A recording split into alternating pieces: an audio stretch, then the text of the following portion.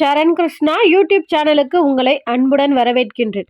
குலதெய்வம் உங்கள் வீட்டில் இருந்தால் மட்டுமே கட்டாயம் தெரியும் 5 அறிகுறிகள் என்னென்ன அப்படிங்கிறத பற்றி தான் இந்த வீடியோவில் தெளிவாக பார்க்க போகிறோம். ஸ்கிப் பண்ணாமல் ஃபுல்லாக பாருங்கள். நம்ம சேனலில் உள்ள வீடியோவை ஃபஸ்ட் டைம் நீங்கள் பார்க்குறீங்க அப்படின்னா மறக்காமல் நம்ம சேனலை சப்ஸ்கிரைப் பண்ணி வச்சுக்கோங்க. நம்ம சேனலில் தொடர்ந்து குலதெய்வ பதிவுகள், ஆன்மீக தகவல்கள் வந்து கொண்டே இருக்கும். வாங்க வீடியோக்குள்ளே போகலாம். குலதெய்வம் நம்ம வீட்டில் இருக்காங்க அப்படிங்கிறத உணர்த்துவது முதல் அறிகுறி 3 பல்லிகள் ஒன்று சேர்ந்து நிற்பது. அது உங்கள் பூஜை அறையில் இருக்கலாம், அல்லது உங்கள் நிலைவாசலில் இருக்கலாம். ஏன்னா குலதெய்வம் வந்துச்சு அப்படின்னாலே அது தங்குற இடம், அது குலதெய்வம் வாசம் செய்கிற இடம் அப்படின்னு ஒரு சில இடங்கள் இருக்குது. அதில் முதன்மை இடமாக நிலைக்கதவு, அடுத்தது பூஜை அறை, நிறை சொம்பு நீர், கலசம், இந்த இடத்துலலாம் நம்ம குலதெய்வம் விரும்பி வந்து வாசம் செய்வாங்க. அப்படி அந்த இடங்கள்ல 3 பல்லிகள், கருப்பு எறும்பு, சுவாமி எறும்பு அப்படின்னு சொல்லுவோம், இல்லை விநாயகர் எறும்பு, பிள்ளையார் எறும்பு அப்படின்னு ஒரு சிலர் சொல்லுவாங்க. அந்த எறும்புகள் கூட்டமாக அந்த இடத்துல வந்து நிற்கிறது. தெய்வங்களை உணரும் தன்மை இந்த எறும்புகளுக்கும் பல்லிகளுக்கும் உண்டு. அதனால் அந்த இடத்துல அவங்க தரிசிச்சிட்டு இருப்பாங்க. உங்கள் குலதெய்வம் அந்த இடத்துல இருக்குது, அதனால தான் அந்த இடத்துல எறும்புகளும் பல்லிகளும் கூட்டமாக நிற்பதை நீங்கள் கவனிச்சிங்க அப்படின்னா கட்டாயம் உங்கள் வீட்டில் குலதெய்வம் இருக்குது அப்படிங்கிறத தெரிஞ்சுக்கலாம். 2வது அறிகுறி, காகம் உங்கள் வீட்டை சுற்றி சுற்றி கத்தி கொண்டே இருப்பது. உங்கள் வீட்டை பார்த்து கத்துறது. அதற்கு நீங்கள் சாப்பாடு வைத்தாலும் அதை போய் சாப்பிடாம ஒரு நிமிஷம் உங்கள் வீட்டை பார்த்து கத்திய பிறகு தான், அதற்கு பிறகு தான் போய் சாப்பாடு எடுக்கும். அதற்கு காரணம் என்னென்னா, நம்ம வீட்டில் தெய்வம் இருக்குது, அந்த தெய்வத்திடம் அனுமதி பெற்ற பிறகு தான் போய் உணவு எடுத்துக்கிறாங்க. இதுதான் அதோட சூட்சமம். நம்ம வீட்டை பார்த்து ஒரு காகம் கத்திக்கிட்டே இருக்குது, அதாவது சுற்றி சுற்றி வந்து நம்ம வீட்டை பார்த்து கத்துதுன்னா அது கட்டாயம் உங்கள் குலதெய்வம் உங்கள் வீட்டில் இருக்காங்க அப்படிங்கிறத நீங்கள் தெரிஞ்சுக்கலாம். 3வது அறிகுறி, உங்கள் பூஜை அறையில் உங்கள் குலதெய்வ படத்திற்கு நீங்கள் மஞ்சள் குங்குமம் பொட்டு வைக்கும்போது அந்த பொட்டு ஒரு வாரம் ஆனாலும் அதோட பிரகாசம் தன்மை குறையாமல் இருப்பது.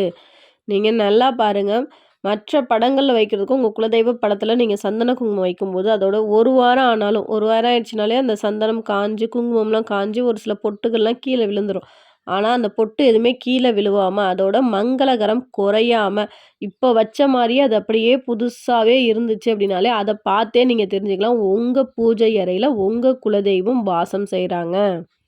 அதே போல் ஒரு வீட்டில் தொடர்ந்து பிரச்சனை வருது, ஏதோ அடுத்தது ஒன்று மாற்றி ஒன்று ஏதாவது ஒரு பிரச்சனை வருது அப்படின்னாலே நீங்கள் தெரிஞ்சுக்கலாம் உங்கள் வீட்டில் குலதெய்வ சக்தி அப்படிங்கிறதே இல்லை அப்படிங்கிறதையும் தெரிஞ்சுக்கலாம். அதே போல் பிரச்சனை வரும், ஆனால் வந்த இடம் தெரியாமல் அடுத்த நிமிஷம் போயிடும்.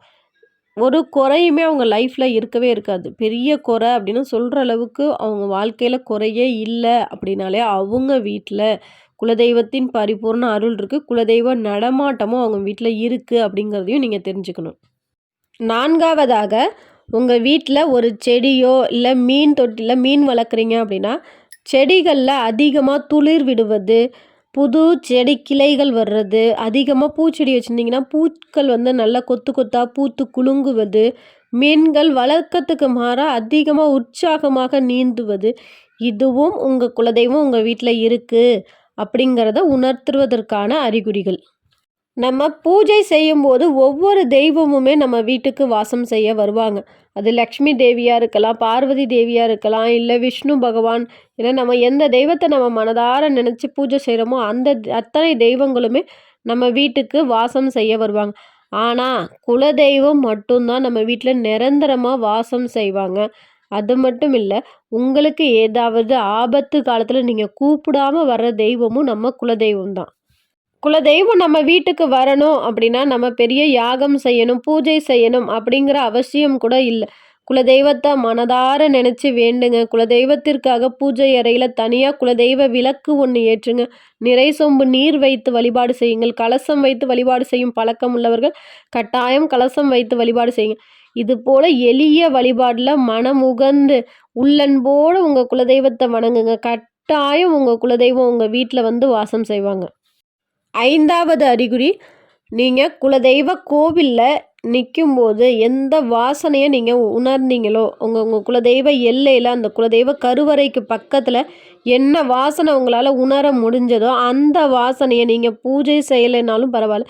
உங்க வீட்ல நார்மலா பேசிட்டு இருக்கும்போது அந்த வாசனை வருவத உங்களால உணர முடிஞ்சது அப்படின்னா, கட்டாயம் உங்க குலதெய்வம் உங்க வீட்டுக்குள்ள இருக்காங்க அப்படிங்கிறத நீங்க தெரிஞ்சுக்கலாம். இந்த 5 அறிகுறிகள்ல ஒரு சில அறிகுறிகள் உங்களுக்கு தெரிஞ்சா கூட, உங்க வீட்ல குலதெய்வம் இருப்பது 100% உறுதி. அப்படி இருக்கும் குலதெய்வத்திற்கு நீங்க பெருசா எதுவுமே செய்ய வேணாம். உங்களால முடிஞ்ச நெய்வேத்தியங்கள் செய்யுங்க. முடிஞ்ச உங்களுக்கு தெரிஞ்ச பூஜைகள் செய்யுங்க. உங்க குலதெய்வத்த நினைச்சு மனதார வேண்டுங்க. உங்க குலதெய்வத்த "என் குலம் காக்கும் குலதெய்வியே, குலதேவா என் குடும்பத்தை காத்திடுவாய்" அப்படின்னு மனதார வேண்டுங்க. அப்படி வேண்ட வேண்ட குலதெய்வத்திடம் நீங்க வரங்கள் கேட்க கேட்க குலதெய்வம் குடுத்து கொண்டே இருக்கும். உங்க வாழ்க்கை அடுத்த கட்டத்திற்கு சென்று கொண்டே இருக்கும். குலதெய்வத்த முறையா வணங்குற குடும்பம் ஒருபோதும் ஒரு குறையும் இருக்காது அப்படிங்கிறது குலதெய்வத்தின் வாக்கு. கண்டிப்பா குலதெய்வத்த முறையா வணங்குங்க. உங்க வாழ்க்கையில உள்ள அனைத்து கஷ்டங்களும் விலகி, குலதெய்வத்தின் அருளோடு நீங்களும் உங்க குடும்பத்தாரும் ரொம்பவே சிறப்பா இருப்பீங்க. கண்டிப்பா இந்த வீடியோ உங்களுக்கு பயனுள்ளதாக இருக்கும் என்ற நம்பிக்கையில் மற்றொரு வீடியோவில் சந்திக்கிறேன். இந்த வீடியோ உங்களுக்கு பிடிச்சிருந்தா லைக் பண்ணுங்க, ஷேர் பண்ணுங்க, மறக்காம சப்ஸ்கிரைப் பண்ணுங்க. சரண் கிருஷ்ணா யூடியூப் சேனல். நன்றி, வணக்கம்.